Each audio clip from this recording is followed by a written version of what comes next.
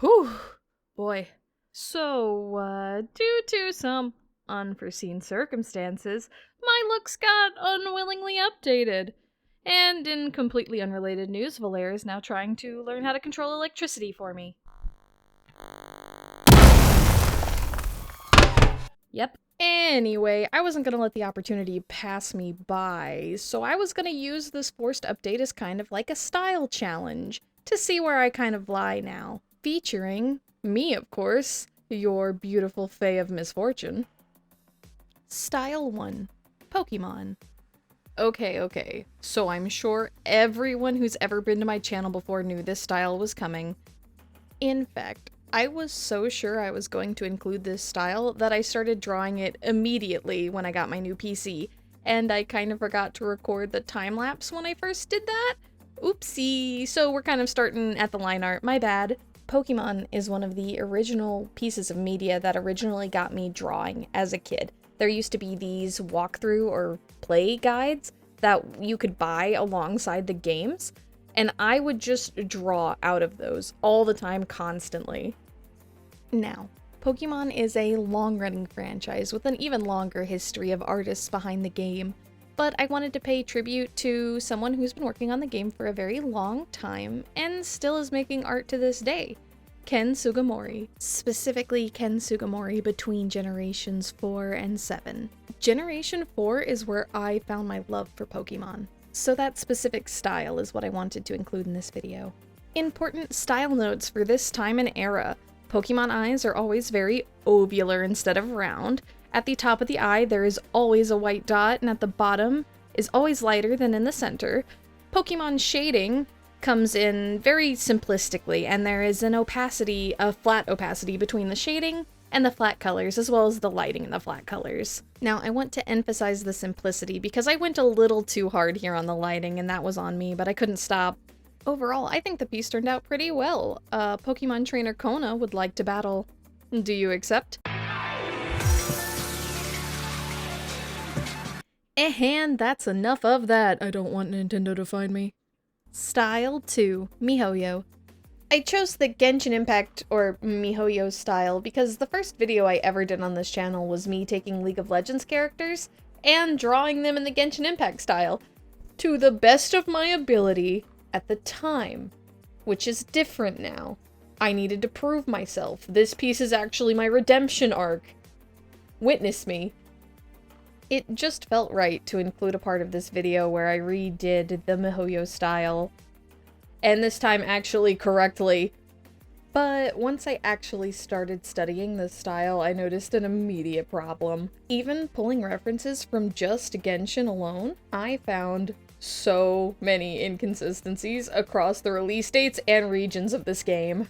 Let's zoom in on just one aspect of the face. Let's look at the eyelashes for just a second. Characters with light hair have eyelashes to match the hair color, and dark-haired characters have near black eyelashes. Except in cases where they don't. Okay, so maybe it's an element thing, a theme for each element? Nope, no it's not, okay. But Chongyun and Raiden Shogun are both older characters at this point, so maybe they're outliers? Oh, no? Okay. So there's no pattern at all that I could find, or why some of them have colored eyelashes and some of them don't. And I want to take another moment to point out here that of all the characters that have been released in Genshin Impact, there is only one that doesn't have bangs. And that is Aloy, so I don't even know if it counts or not. You could make an argument for Albedo, but still bangs in my opinion. But hopefully you get my point. Kona here, in the style of Genshin Impact, would have a couple of new features, one of them being bangless. And for all the time I spent studying this style, I still ended up having to come up with a couple of new ways to make my character fit. Not only is this the piece I spent the longest time studying between the different Mihoyo styles in Honkai and Genshin, but it's also the piece that took me the longest to draw. I kind of skimped out on the next piece, otherwise it might have been longer, but nope, this one's the longest one. Congratulations.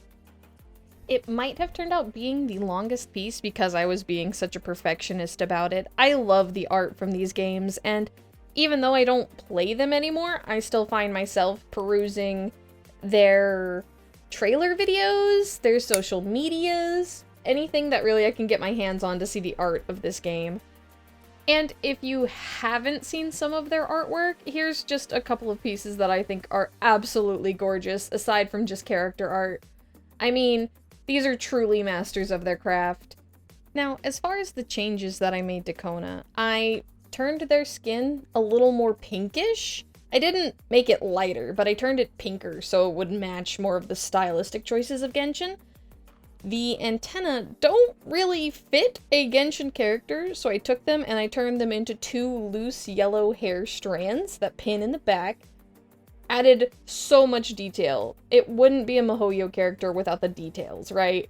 And I tried really hard to make the design more asymmetrical. Genshin doesn't really favor symmetry, and while I do as a content creator that likes to flip their PNGs back and forth, the asymmetry is really a feature of this style. So the shoulder pad is different now on one of the arms. I added a couple of leaflets on the side of the gloves, so that way you can see which side of the hand is facing front. And I added 2 little, like, gold leaf pins to the end of the neck collar that are different sizes. And while the hair remains symmetrical, the 2 antennae that were turned into hair are not, so it adds a little bit of that extra detail. Another thing that this style does sometimes, but not all the time, is add a little bit of the flesh tone to the hair where the hair overlaps the face. So I did do that here on the sides, which I think turned out to be a rather nice finishing detail, even though I did it rather early. Another thing I changed about my character design to fit Genshin is that I took the parts of my shirt that I normally do as whites with yellow shading, so it has sort of a tan or cream look. In this design, I actually shaded them with green, so that way it pulls more into the, like, leaf that is on the chest and the gloves and the shoulder pads. The eyes were another very interesting part of this study because both the Genshin and Honkai Star Rail have so many different ways they draw eyes. I mean, they are totally unique to every character. So I actually got to mix and match, pulling pieces from each of other people's eyes and kind of sticking them together to design my own. And I think that was actually a really fun part of this process. Overall, I had a lot of fun with this redesign. A lot of the elements I think I can take forward into some of my future art. I feel like I learned a lot, especially with the asymmetry and the coloring of the hair. Anyway, do you think you would draw for this character in Genshin or Honkai? Let me know.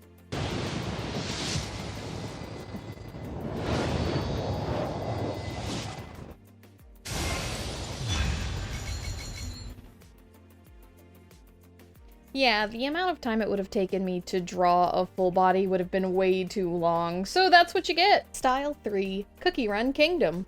Okay, I had to jump at the chance of putting my character into the little cookie world because the cookie world is so adorable! Ah! This is my current obsession. This is my current gacha, and I love it so much. If you haven't played it, you definitely should. Art-wise, I wanted to include this because I feel like it is so far out there from any other style I do in this video. It feels super unique, and the character designs are so adorable, I couldn't wait to take my character's elements and put them into cookie form. So for the purple and green, I had to think of some sort of food that would go with the character, so I ended up going with a grape theme because grapes are purple and green. It works perfectly, right? I know the cookies don't have to be food themed, but I really wanted to do mine like that because I'm also using the fairy element because there are fae in the game, but they aren't they all kind of have the same like underlying silver color, and since I'm rocking with green, I needed to add something to that. There we go, a style super quick and simple to fill out my heart. I hope you like it. Style 4, Arcane. Okay, so this is the artwork I was talking about when I said one of them could have taken longer if I didn't take a couple of skips, but I used the symmetry tool and I only did down to the neck. I did not do a half body like the rest of these. This is the least amount of work I did, and still it somehow came out to being the second longest piece. I have very little experience painting digitally, so when I picked the Arcane art style, I knew this was going to take me a while to get down. I am definitely the kind of person who uses solid shading techniques. I think they're fun. I also use a lot of gradients, And this style is neither of those things. Definitely a learning curve for me. Which was kind of the point of this whole challenge, finding out new style techniques to see if I could use them to improve my own art. And as far as the media goes, if you haven't seen Arcane, it is a show that is in 3D, but all the models are lovingly and painstakingly painted by hand. Now, I'm no 3D artist, but I did my best to replicate what I have seen. And while I didn't really struggle too much with the skin and the eyes, I did struggle with the hair, but more importantly, I struggled with the antenna. Oh my god, the antenna. In the show, they have references for skin, obviously, and for hair, obviously. But as far as the actual antenna go, there is no direct reference from Arcane.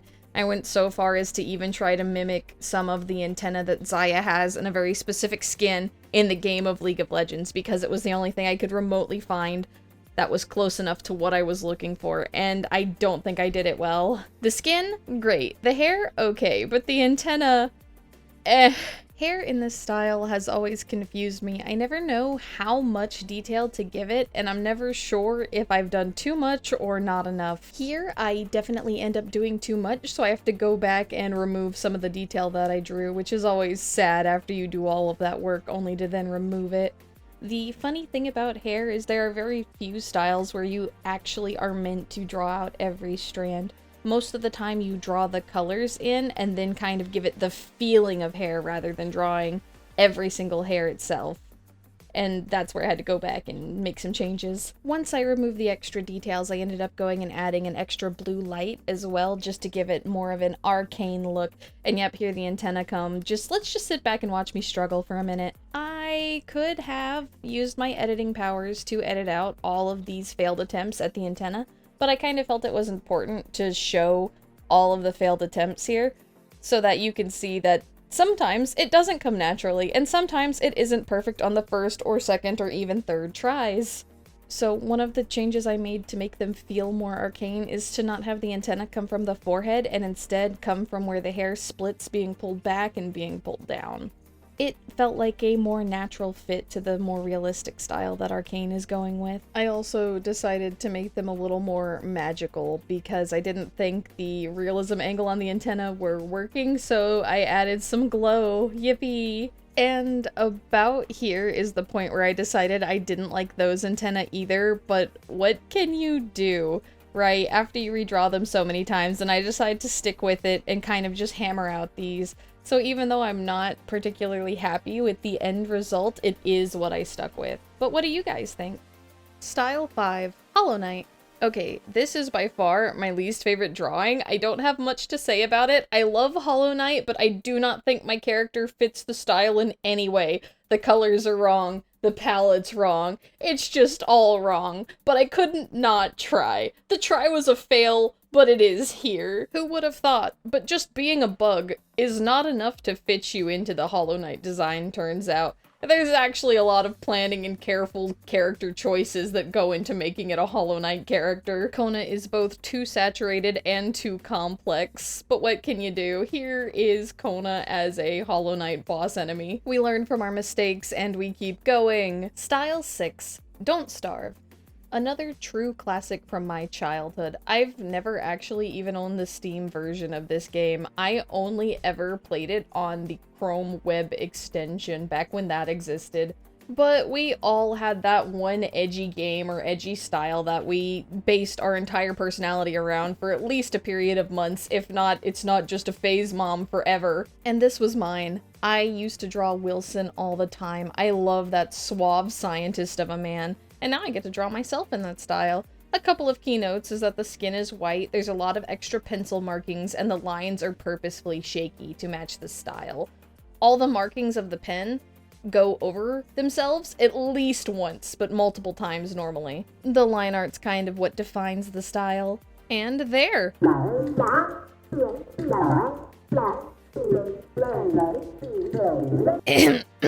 Sorry, something got in my throat there. I almost sounded like a stringed instrument for a second. Anyway, Style 7, Soul Eater. So, I went into this one going, This is gonna be easy. How hard could it possibly be? And I think it turned out being one of the worst ones. I took the elements of the witches from Soul Eater, because all the witches are based off of animals, and I said, hey, I'm based off of an animal, that works perfectly. And I think I got the eyes and face down really well, but as far as like the body and the clothing style actually goes, I am not very good at modern clothing, so I feel like I really messed up there. And don't even look at my little T-Rex arms. Ugh. But the coloring turned out great. The coloring for this style is actually pretty simplistic. Almost all of it is just sharp, cel-shaded shadows, with the exception of in the eyes and in the clothing that is supposed to imitate eyes. Those have highlights, so it's very important not to forget the clothing highlights if your clothing has eyes on it. But overall, it looks good. So here's Kona as a Soul Eater witch. Am I here to help, or am I here to infect your soul with some sort of unfathomable eldritch worm? You may never know. Style 8, Studio Ghibli. Okay, with all the AI controversy going on right now, I just had to include this style. Not only is it a part of my childhood and my adult life, it's also a staple of the art industry. Like, everybody knows the name Studio Ghibli. Or Ghibli, depending on where you are in the world. It's an iconic studio with an iconic style known for its rounded shapes, simple hair, and not too oversaturated but bright colors. Instead, choosing to focus on the movement of things that normally wouldn't have it in order to convey an emotion so you can feel it. It has very simple cel shading and small highlights in the eyes that aren't prominent anywhere else on the character, making sure to really bring the focus to the face. So here's the final product. I am really happy with this work. Style 9, The Legend of Zelda. Specifically the cartoon Link style from the Game Boy Advance 2DS days. God, I miss this style. They should bring it back. Easily defined by its strict, sharp black eyes, large head and 2/3 body proportion with teeny little, but still detailed hands.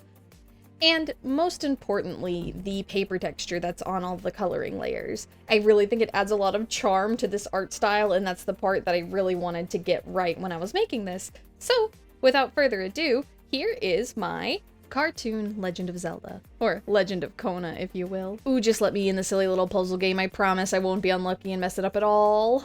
And last, but certainly not least, the style I am so fascinated by right now. Style 10. 2B Hero X. Ooh, yes. Give me the big, chonky line art. Give me the at least 4 different lights from all directions. Give me the various kind of dot, circle, hatching, and patterning that really helps define the character art. Oh, the transitions. Give me those transitions. If you haven't seen 2B Hero X, what are you doing watching my video? Go watch Real Media. That is so, so good. And if you have seen it, oh my god. Have you seen it? Have you seen what's happening in that show right now? It's crazy. Every single episode has me on the edge of my seat, and I keep coming back because I want more. Have I sold you on the show yet? Because if I haven't, then I'm just doing a bad job. The other thing about the show that I have failed to mention is all of the art styles that come with it. It's got 2D, it's got 3D, it's got paper drawings, it's got black and white. It's incredible, and I had a hard time picking just one single style from this show. Ultimately, I picked the one that had the funnest line art for me to do, personally, because I love line art. Line art is where my only skill lied. The rest of my skills are awful, but this one I've got. One of my poorer skills actually got its exercise in with this piece, and that being the multiple lighting sources from multiple different directions. That is, whew, a hard skill that I have not mastered. One lighting source? Fine. Backlighting? Also fine.